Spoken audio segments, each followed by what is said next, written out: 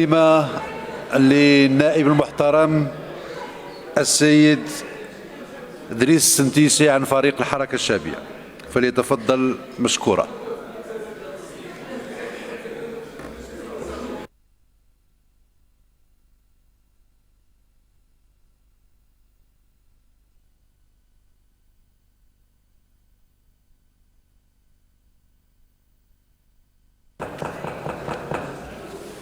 فضلكم انصتوا للسيد رئيس الفريق.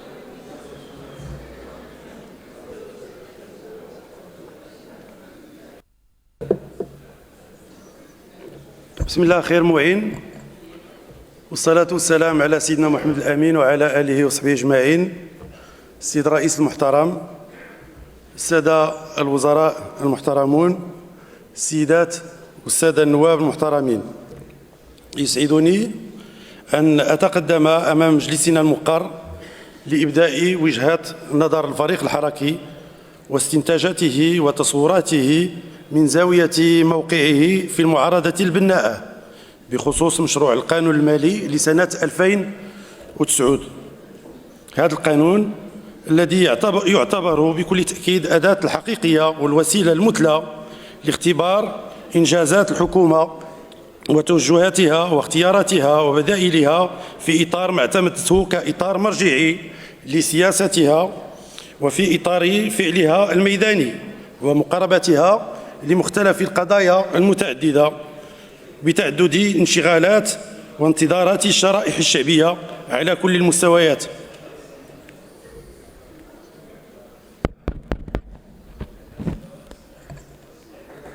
فضلكم السادة النواب. سي مصطفى. مؤكدين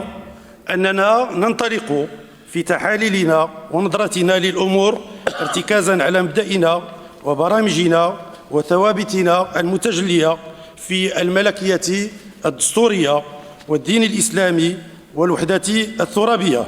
أقول في الملكية الدستورية والدين الإسلامي والوحدة الترابية. رائدنا في ذلك خدمة المصلحة العليا للوطن.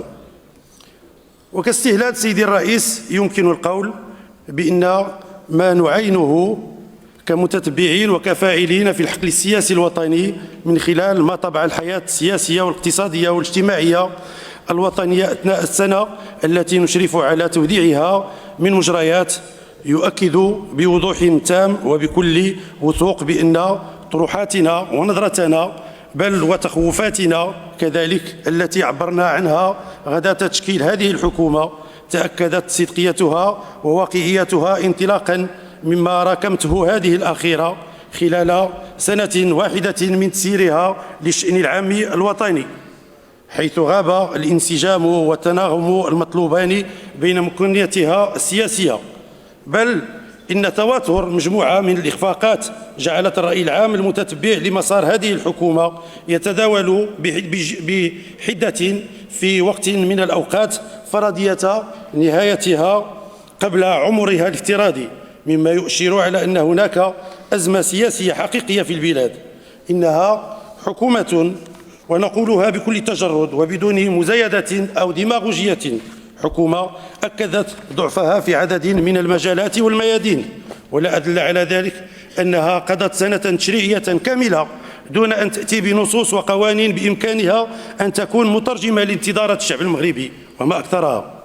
ولولا طابع الإلزام الدستوري الذي يكتسيه تقديم قانون مالي سنوي إلى المؤسسة التشريعية لاستمر الوضع في حلقة الفراغ التشريعي، وحتى بالنسبة لما تم تقديمه من تشريع ولو على قلته فإنه كان محفوفا على المستوى البرلماني بعدم المصادقة والتزكية نظرا للفرق الضئيل بين الأصوات المؤيدة والمعارضة لهذه المشاريع بالبرلمان. السيد الرئيس، لقد لاحظ الجميع أن الحكومة لم تأخذ العبرة من جلالة الملك نصره الله الذي يجوب البلاد طولا وعرضا ليتفقد أحوال رعاياه ويتخذ المبادرات تلو المبادرات المستجيبة للانتظارات والانشغالات، ولا أدل على ذلك ما عرفته البلاد من فيضانات مؤخرا عرت عن الهشاشة والغش في إنجاز التجهيزات الأساسية والقصور في إسعاف المتضررين الذين لا زالوا يعيشون في الخيام تحت رحمة البرد القارس. وكذلك موجة الاحتجاجات التي عرفتها مدينة سيدي إفني وغيرها من المدن بفعل عدم القدرة على مواجهة الأسعار الباهظة وانعدام فرص الشغل والعيش الكريم، بالإضافة إلى احتجاجات المعطلين وتنسيقيات مناهضة غلاء الأسعار وغيرها، حيث وقفت الحكومة موقف المتفرج وكأن الأمر لا يعنيها في شيء. كل ما في الأمر أن الوزراء يجتمعون إثر كل أزمة أمام الكاميرا التلفزيون لتوقيع اتفاقيات فيما بينهم وبين منظمات أخرى، كأننا في حكومة متفرقة وليس في حكومة واحدة. السيد الرئيس، في خدم هذا الواقع السيد الرئيس، في خدم هذا الواقع جاءت الحكومة بمشروع ميزانية 2009. هذه الميزانية التي يمكن اعتبارها الأداة المجسدة للسياسة الفعلية للحكومة، لأنها تعتبر ثاني ميزانية من ضمن 4 ميزانيات إذا أخذنا بعين الاعتبار بأن السنة الخامسة تعتبر سنة انتخابية. وبطبيعة الحال فإن هذه اللحظة الدستورية التي نتدارس فيها هذا المشروع تعتبر مناسبة سانحة للتقييم الحقيقي لأداء هذه الحكومة ومساءلتها عن مدى التزامها بالمرجعيات التي تشتغل على ضوئها والميكانيزمات التي حددتها لمواجهة الانتظارات والتطلعات ومواجهة التحديات المفروضة على أكثر من مستوى ونطاق. السيد الرئيس، في هذا الصدد يمكن القول بالنسبة للمرجعيات بأن الحكومة استندت حسب الوثائق التي زودنا بها على التوجيهات الملكية المتضمنة في خطب ورسائل صاحب الجلالة، وكذلك برنامج العمل الحكومي كما تمت المصادقة عليه من طرف البرلمان، وهي مرجعيات لم نلمسها أثر المطلوب في هذا المشروع. كما أننا نلاحظ بأن الحكومة أغفلت مرجعيات أخرى لا تخفى أهميتها على مستوى ما تنطوي عليه من تشخيص ومعطيات وبدائل، كما هو الشأن بالنسبة لتقرير 50 سنة من التنمية البشرية الذي قام بإنجازه 100 خبير من خيرة الخبراء المغاربة. وهناك الواقع المعيش نفسه والمتسم باتساع دائرة الفقر وتزايد البطالة واحتضار قطاع التعليم وتراجع قطاع الصحة، وبالتالي يتبين من خلال الإطار المرجعي بأن بعض الإجراءات أصبحت تتحكم فيها ما يسمى بتقارير ماكنزي من جهة، ومن جهة أخرى ما تفرضه حتمية الامتثال لتحديات العولمة ومتطلبات منظمة التجارة العالمية. السيد الرئيس، إننا نستغرب كون خطاب الحكومة يشير إلى اعتماد الخطب الملكية كمرجع لهذه الميزانية، ونحن لا نرى أثرا لعدد من القرارات الهامة التي حفلت بها الخطب الملكية. وعلى سبيل المثال لا الحصر الدعوة إلى تخليق الحياة العامة والشفافية ونبذ اقتصاد الريع، والدعوة كذلك إلى الجهوية واللا تركيز وتحقيق الأمن والاستقرار وتحقيق تعليم جيد وتربية صالحة وشغل منتج وسكن لائق وتغطية صحية وإدارة فعالة ونزيهة وقضاء مستقل. والدعوة الملكية المتجلية في جعل محور كافة السياسات العمومية هو توسيع الطبقة الوسطى لتشكل القاعدة العريضة وعماد الاستقرار والقوة المحركة للإنتاج والإبداع. وفي هذا الصدد يمكن القول بأن الحكومة تدعي بأنها اهتمت بالطبقة الوسطى من خلال ما توصل إليه الحوار الاجتماعي من نتائج، وهو ادعاء مرفوض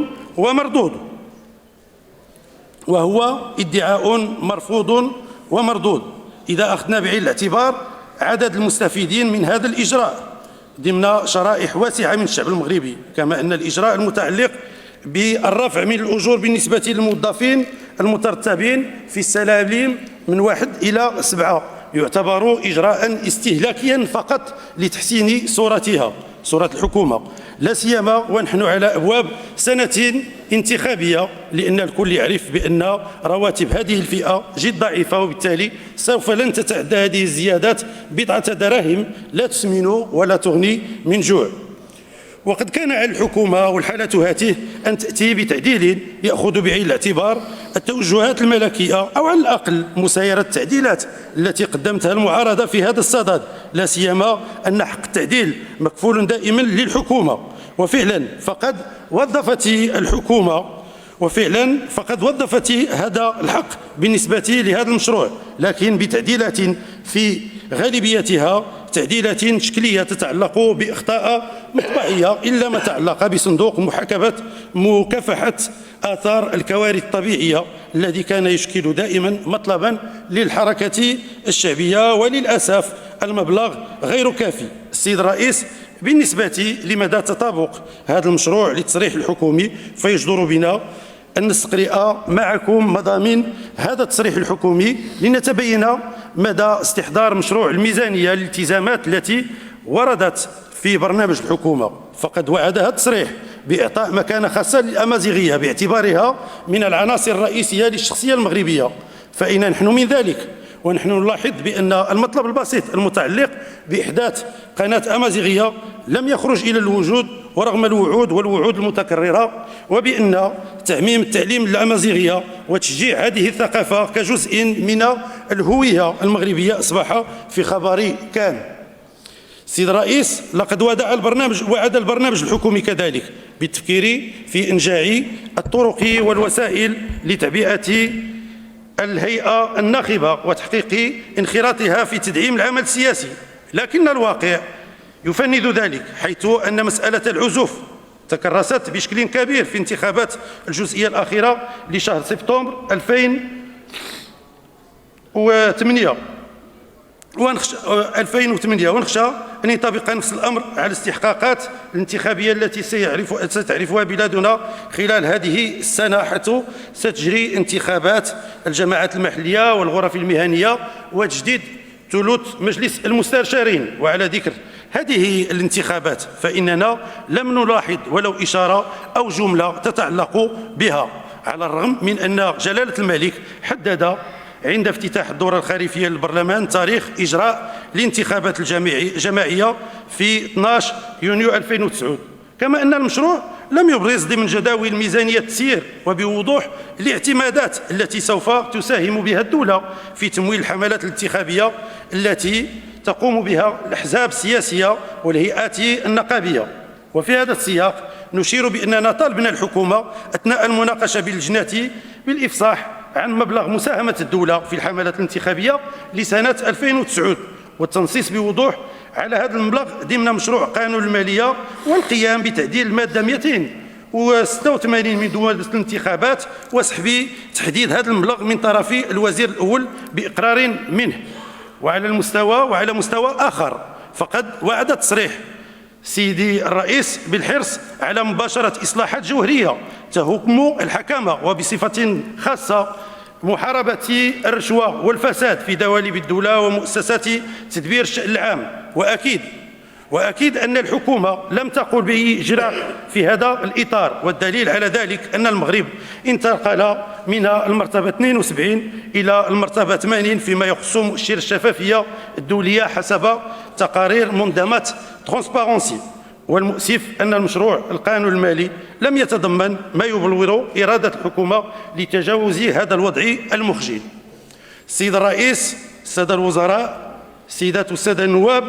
إن استحضار التصريح الحكومي يجعلنا نطرح التساؤلات التالية: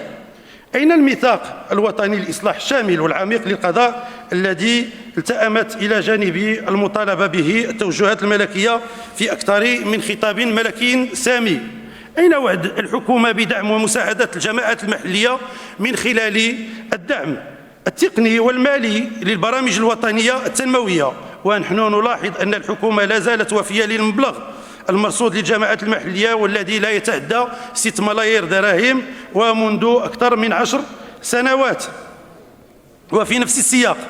حضرات السيدات والسادة، وعدت الحكومة بضمان انخراط كل جهات المملكة في النمو، لكن أين نحن من ذلك؟ ونحن نلاحظ بأن مشروع القانون المالي قد غيب بالتمام البعد الجهوي للميزانية، وركز بالأساس على توزيع الاستثمارات بين القطاعات الوزارية والمؤسسات إذ أن جل المشاريع الكبرى واستثمارات الدولة المصاحبة لها هي مركزة ما بين 2 أو 3 نتاع المحاور الرئيسية. وقد كان على الحكومة أن تأخذ بعين الاعتبار البعد الجهوي في صياغة مشروعها، استلهاما من توجيهات الملكية المعلن عنها في خطاب ذكرى المسيرة الخضراء الأخيرة،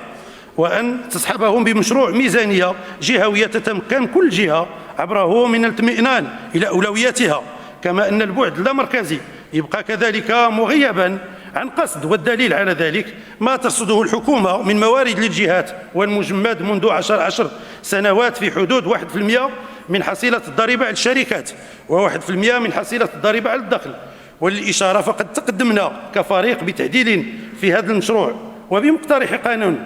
في هذا الصدد لمناقشته بهدوء وخارج سيف الفصل 51 من الدستور، لكن الحكومة لم تستجب بعد لهذا المقترح، وبطبيعة الحال من خلال استعمال الفصل 51 خلال التصويت وموقف الحكومة على التعديل التي تقدمنا به في هذا الصدد، فيتبين أن الحكومة غير مستعدة لمناقشة ودراسة موضوع الجهات. السيد الرئيس، إن تم وقوع التزامات الحكومة في خانة النوايا دون ترجمتها إلى الفعل الملموس تجعلنا نسترسل في الأسئلة والاستفهامات حول التزامها بخصوص مقاومة الإقصاء والفقر وتأهيل العالم القروي وإحداث أكثر من 250 ألف فرصة شغل سنويا وإنجاز 10 سدود كبيرة و60 سدا متوسطا وصغيرا، ووعدها بتطبيق سياسة جبائية جريئة ومبسطة وتطوير الخدمات الصحية وتحسين القدرة الشرائية للمواطن وتقوية برامج محاربة التهميش والهشاشة الاجتماعية. التزام السيد الوزير الأول كذلك بتخفيض الضريبة على القيمة المضافة من 20 إلى 18% إلى غيرها من الالتزامات الحكومية. لا نعتقد سيدي الرئيس بأن هذا المشروع ترجم ولو 10% من هذه الالتزامات، مما يجعلنا نطالب الحكومة بتقديم تصريح تعديلي يتماشى مع قدرة هذه الحكومة على التطبيق. بل إننا نلاحظ سيد الرئيس بأن العالم القروي لا زال ممعنا في عزلته ينخره الفقر المدقع وتغيب عنه التجهيزات الأساسية ويعاني من خدمات متدنية،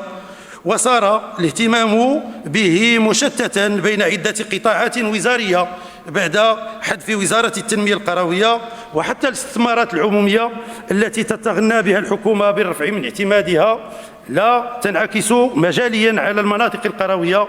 ألا يستحق العالم القروي والحالة هاته أن يحظى بالأولوية ضمن برامج الحكومة؟ أما في مجال التشغيل فلا أحد يمكنه أن يثق في النسب التي يروجها الخطاب الحكومي، فربما تعتبر الحكومة من لا يتوجه إلى مكاتب التشغيل عاطلا، وكذلك بالنسبة للفقر حيث تؤكد الحكومة تقلص هذه النسبة، لكننا لا نلاحظ وقعا عمليا لذلك على مستوى الواقع. وربما لم تأخذ الحكومة بعين الاعتبار اتساع دائرة الهشاشة التي ينضوي تحت لوائها كل من يحصل على أكثر من دولار واحد في اليوم ولو بدرهم واحد حسب التصنيفات العالمية. هذا السيد الرئيس ما اعتبرناه تقصيرا في الوفاء بالالتزامات نالت الحكومة على إثرها ثقة المؤسسات التشريعية، حيث كان يتعين في نظرنا أخذها بعين الاعتبار في هذا المشروع. لكننا نعتقد كذلك بأن هناك ظرفية عالمية وسياقات داخلية لم توليها الحكومة ما تستحق من عناية. فهناك الأزمة العالمية التي تفيد جميع المؤشرات بأنها ستمتد إلى ما بعد سنة 2009، وبالتالي يطرح تساؤل عن الإجراءات التي أعدتها الحكومة في هذا الصدد، وكيف ستعمل الحكومة على تحسين وحماية القطاعات التي ستتأثر بهذه الأزمة كالسياحة وتحويلات العمال المغاربة بالخارج، وهما القطاعان اللذان يشكلان دعامة ميزانية الأداءات، وكذلك التراجعات التي يعرفها قطاع النسيج والعقار، والبورصة التي عاشت خلال الشهرين الماضيين مرحلة هبوط حاد بلغ 17% من رأسمالة السوق، أي ب100 مليار درهم من قيمتها. وقد يتفاقم هذا الوضع حسب الخبراء في بداية سنة 2009 إذا لم تتخذ تدابير استعجالية للحد من خطر وقوع الكارثة. وفي هذا الصدد نطرح تساؤل كيف سينخرط المغرب في محور الاقتصاديات الصاعدة التي تشكل الدعامات الأساسية لمواصلة النمو، والتي تبرهن يوما عن يوم مناعتها الاقتصادية، وكيف تعتزم الحكومة اتخاذ بعض الإجراءات في ظل هذه الأزمة كما هو الشأن بالنسبة للخوصصة. السيد الرئيس، إننا نعلن استغرابنا كون الحكومة لوحدها تقر بأن هذه الأزمة العالمية لن تؤثر على بلادنا في الوقت الذي تؤكد فيه كل الدلائل والمؤشرات والمراكز المالية والاقتصادية المتخصصة بأن هذه الأزمة ستطال بلادنا إن في الحاضر أو المستقبل، نظرا لخيار الانفتاح الذي اعتمده المغرب من جهة، ونظرا لتعدد شركائه من جهة أخرى، لا سيما مع الاتحاد الأوروبي الذي أصبح المغرب يحظى في إطاره بوضع متقدم. هذا الوضع الذي يطرح بدوره وبإلحاح مستقبل المغرب إزاء هذا الشريك والشروط المطلوبة من طرفه، والتي نعتقد بأنها بالأساس تكريس الإصلاحات في جميع الميادين، وخاصة في مجال الديمقراطية والحكامة والحريات وغيرها، الأمر الذي لا يعكسه هذا المشروع. وفي هذا السياق نعتقد السيد الرئيس بأن الحكومة إذا استمرت في نفس الانتظارية فإنها ستفوت على بلدنا فرصة ذهبية لضمان تنافسية أكثر لاقتصادنا وعقلنة وحرية أكثر، وهما الكفيلان بجلب الاستثمار وضمان استثمار مقاولاتنا في ظل دخول اتفاقية تبادل الحر حيز التنفيذ. بل إننا نريد من الحكومة أن تكاشف الرأي العام بخصوص الانعكاس السياسي لهذا الوضع، وكذلك الانعكاس الاقتصادي، وخاصة على مستوى الصادرات والواردات. وهل ستحظى صادراتنا بالوضع نفسه أم سيكون الثمن هو إغراق السوق المغربي بالواردات الأوروبية؟ إن من واجب الحكومة السيد الرئيس ألا تغطي الشمس بالغربال، بل عليها مصارحة ومكاشفة الشعب المغربي والتواصل معه بخصوص كل هذه الأحداث والمستجدات.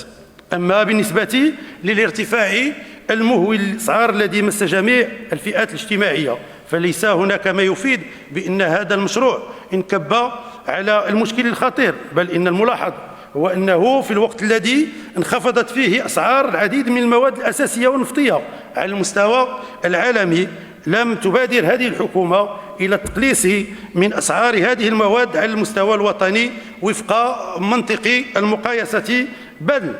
بل إن المشروع يتضمن مقتضيات ستؤثر سلبا على القدرة الشرائية للمواطنين. ولا شك أن الشرائح المجتمعية التي كانت تنتظر من الحكومة بأن تخفف من وطأة ما تعانيه من غلاء في المواد الأساسية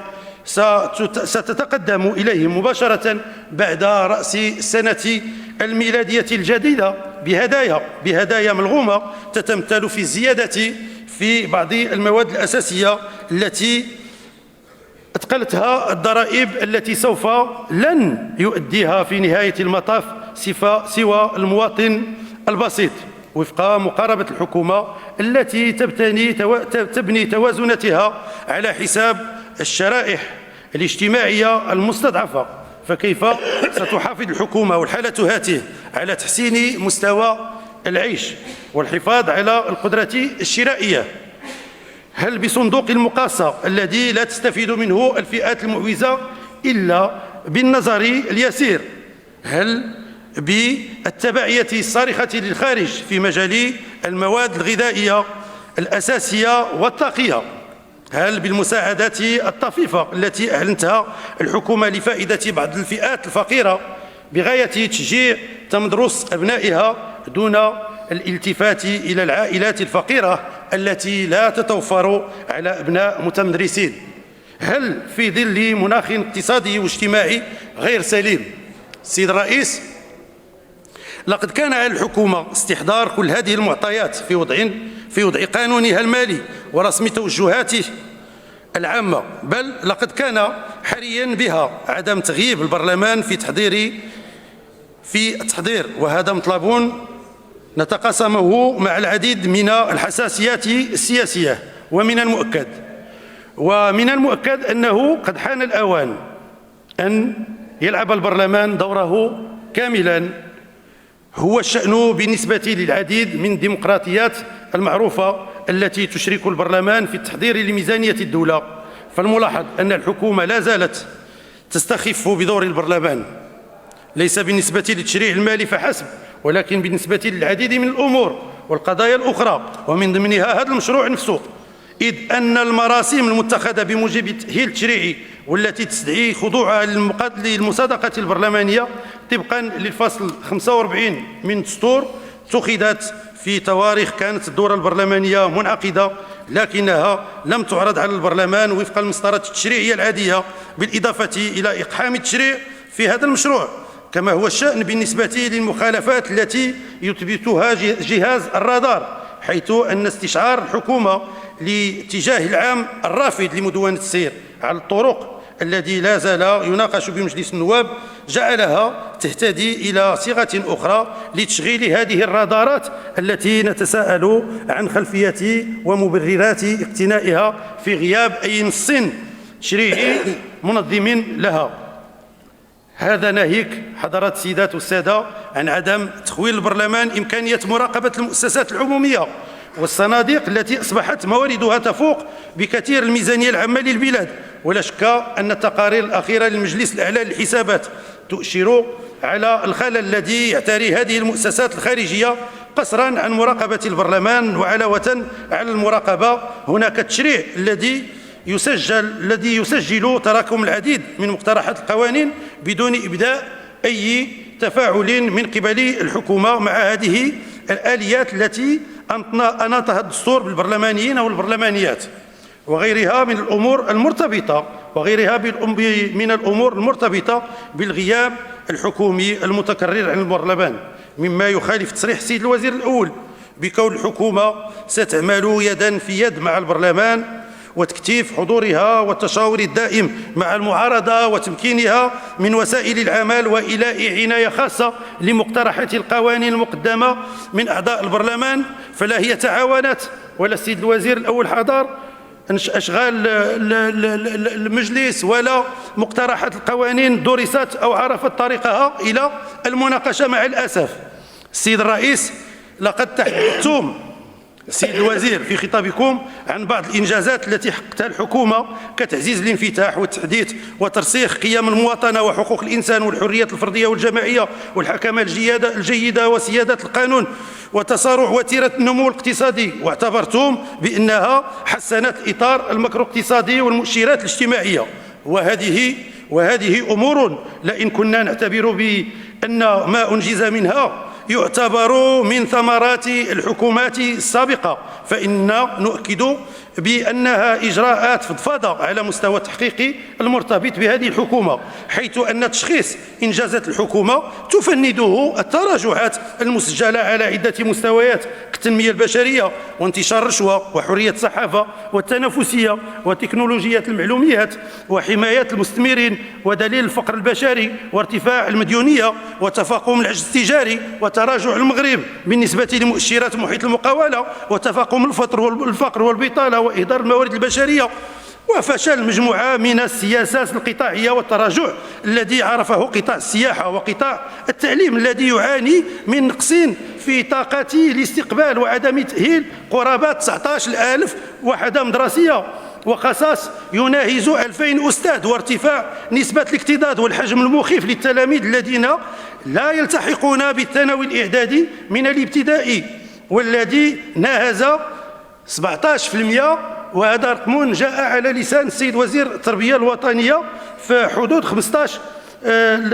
أكتوبر، بالإضافة إلى القطاع الصحي والقطاع والطاقي والجانب المقاولاتي وخاصة المقاولات الصغرى والمتوسطة، حيث نسجل أن برنامج مقاولاتي الذي كان من المقرر أن يستفيد منه 30,000 مقاولة، أن تستفيد منه 30,000 مقاولة، لم تستفيد منه سوى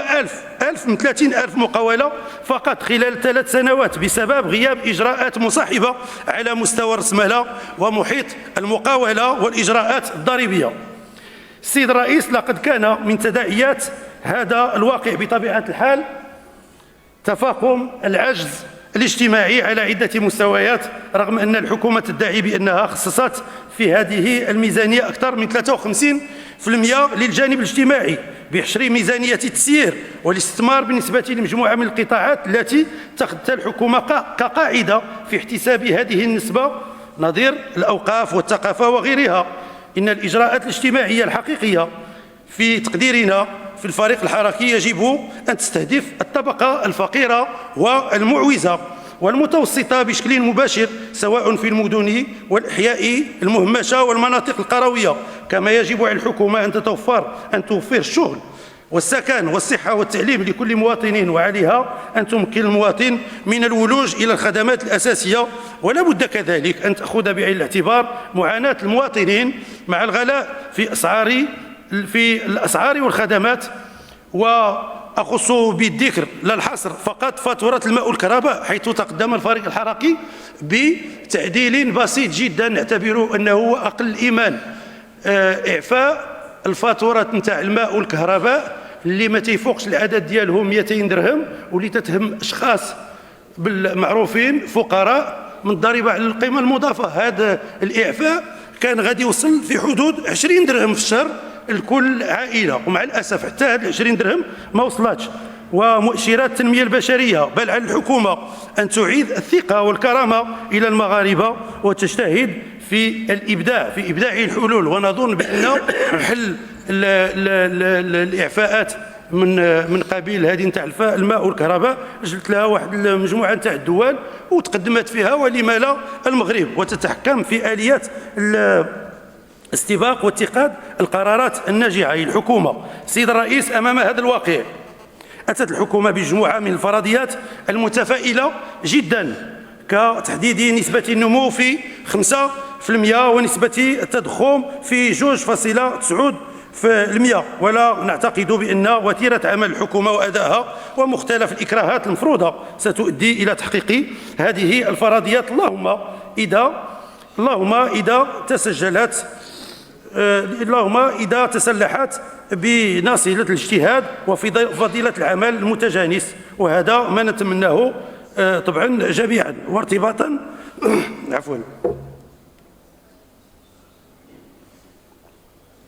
وارتباطا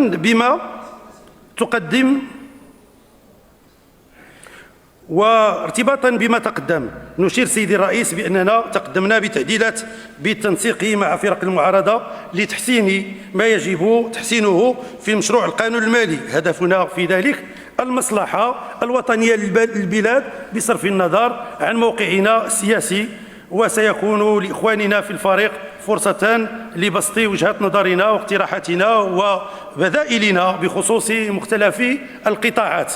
السيد الرئيس، قبل الختام نؤكد في الفريق الحركي بأن تحسين الوحدة الترابية للمملكة تظل الأسبقيات، لذلك فإننا ننوه ونساند كل الخطوات المتعلقة بملف وحدتنا الترابية، وعلى المبادرة المقدمة بتخويل أقاليمنا الجنوبية حكما ذاتيا. هذه المبادرة التي عرفت تطورا إيجابيا تجسد في تأكيد الإقرار الأممي بجدية ومصداقية هذه المبادرة، والدعم الدولي المتنامي لأحقية المملكة في سيادتها على صحرائها وبعدم واقعية وهم الانفصال.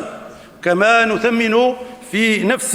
الآن مضامين الخطاب الملكي السامي بمناسبة ذكرى المسيرة الخضراء الذي أعلن فيه جلالة الملك بفتح صفحة جديدة في نهج الإصلاحات المتواصلة بإطلاق مسار جهوية متقدمة ومتدرجة تشمل كل مناطق المملكة، وفي مقدمتها جهة الصحراء المغربية، مع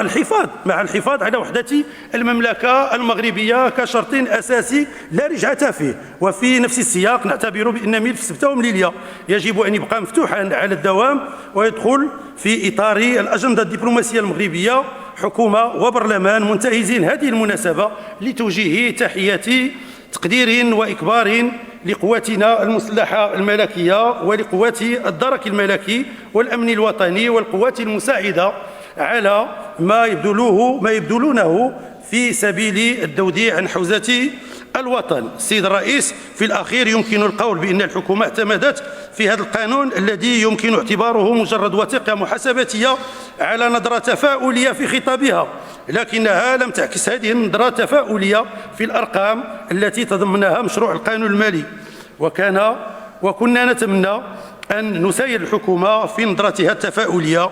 هذه كمعارضة بناءة، ولكننا مع الأسف لم نلبس أي شيء بإمكانه إقناعنا بأن هذه الحكومة جادة في التزاماتها ومشاريعها.